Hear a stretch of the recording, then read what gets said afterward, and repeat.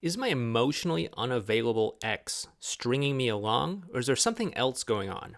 That's what we're going to be talking about in this video. But first, my name is Clay with ModernLove.life, where we help you get the great loving relationship that you're looking for without having to play mind games, without having to play hard to get, and without having to pretend to be someone or something that you're not, because you deserve to be loved for the unique, amazing, and wonderful person that you are. And if you agree with me, do me a favor by hitting that thumbs up button. And if you're new here, think about subscribing to the channel while you're down there. Let's get into this. So you think that your ex is emotionally unavailable and they're stringing you along. I'm not going to say it's outside the realm of possibility, but based off of a lot of people that I've worked with over the years, it's probably unlikely. First of all, if you believe that your ex is stringing you along, I want you to look back at your relationship with them. What do you know about your ex? What do you know about what they're capable of? Are they capable of using someone in that way? Are they capable of intentionally stringing someone along? Are they capable of using people for their own selfish ends? If you've seen that when you were together with them, because you know them better than I do, you know them better than probably anyone else does. But if you saw them do things like that when the two of you were in a relationship together, then sure, that's definitely a possibility. But if they weren't like that when the two of you were together, if they were, generous and considerate and all of that stuff, then it's probably unlikely that they're going to suddenly become this, person that's going to go out of the way to string you along intentionally and use you. Okay. It's just not likely. Can it happen? Sure. But they're probably not going to have some sort of dramatic personality shift like that. So don't worry about that. That doesn't mean that the two of you aren't just kind of on different wavelengths. That being said, maybe they aren't intentionally stringing you along, but they may not necessarily be steering the boat in the same direction that you want to go, if you know what I mean. That is to say, typically after a breakup, your ex is going to be confused. They're not going to know how the two of you fit into each other's lives. They're not going to know what they want for the two of you, but maybe there's a part of them that still likes spending time with you, a part of them that likes being close to you, a part of them that likes interacting with you. And there's also another part of them that was hurt in the breakup, a part of them that doesn't want to go back to the way that things used to be, that doesn't want to have the same problems all over again. And so there's kind of this tug of war going on back and forth between them inside of their heart. And that manifests itself as a state of confusion, as a state of not knowing what they want, not knowing where they want to go, not knowing how they want to take things. And when someone is confused like that, they're going to have a really hard time making a definitive choice about whether the two of you should get back together or not. Does this count as stringing you along? Depends on how you define that, but I doubt they're intentionally doing that. I doubt that they are intentionally going out of their way and saying like, hey, I'm going to keep you as a backup. Hey, I'm going to keep you as a plan B in case this other thing that I'm trying to do doesn't work out, or in case this whole single life dating thing doesn't work out or something like that. They're probably not going to intentionally do that. Again, you were in a relationship with them. You know their personality. You know if they have it in them to do that. If they do, then it's on the table. But if that's not their personality, then it's very unlikely that they're going to start being that way. Chances are they're just confused. Chances are they're just trying to figure out how the two of you are going to fit into each other's lives, because there is that pull in both directions on them. There's that part that they like interacting with you, and there's that part that still remembers the pain from the past. And so what do you want to do?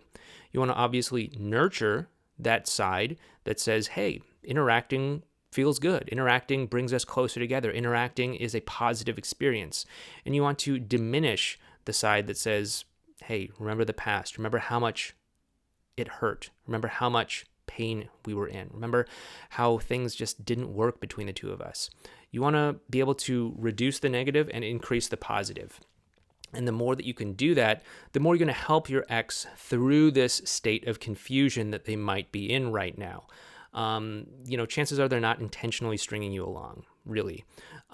This whole emotional unavailability part, it often does present itself as a state of confusion, a state of not knowing what they want.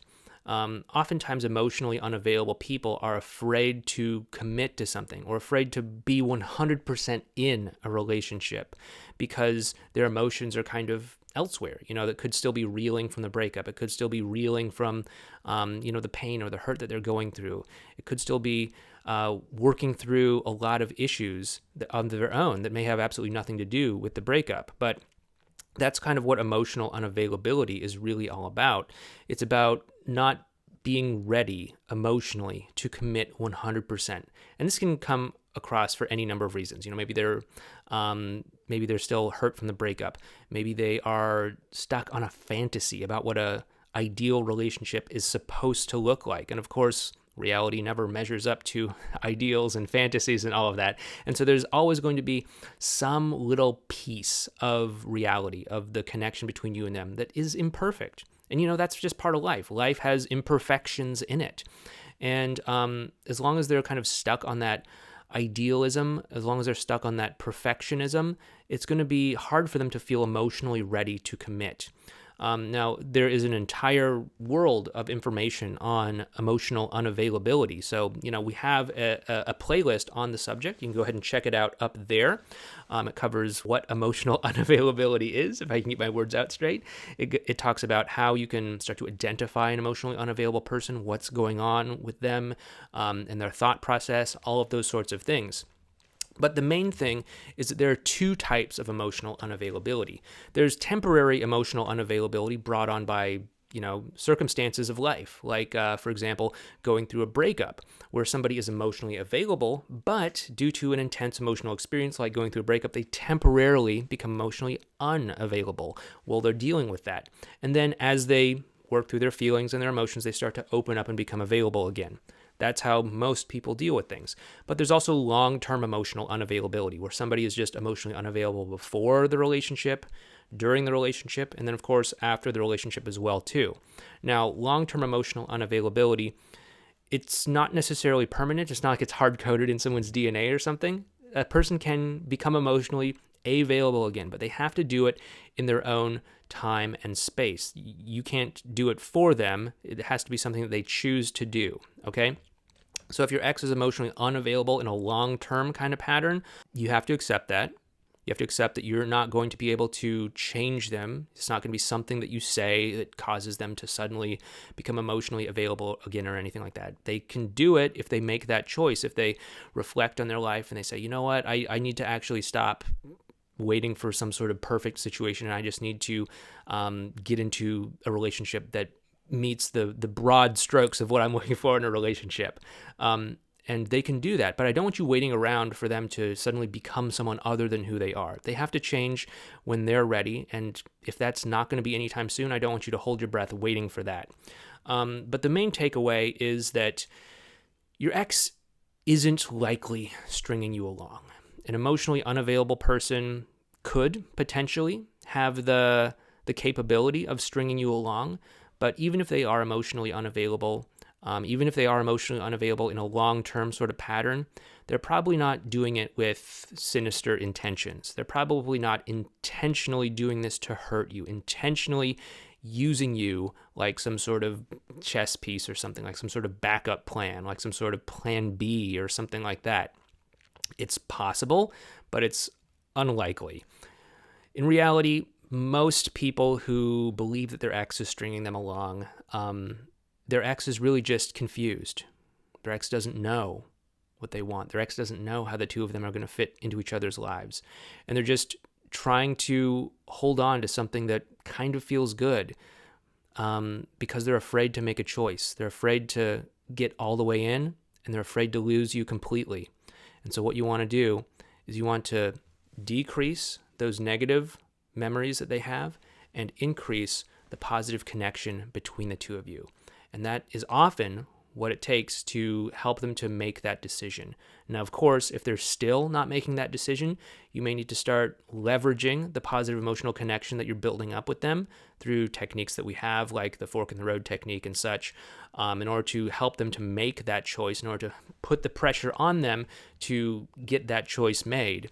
But that's a topic for another video. In the meantime, I hope this has helped you out. If you like what we're doing here, please hit that thumbs up button and subscribe to the channel if you're new. You may want to check out this video series over here on emotional unavailability, or you may want to check out this video over here. But once again, my name is Clay with modernlove.life. Thank you so much, and I'll talk to you in the next video. Take care.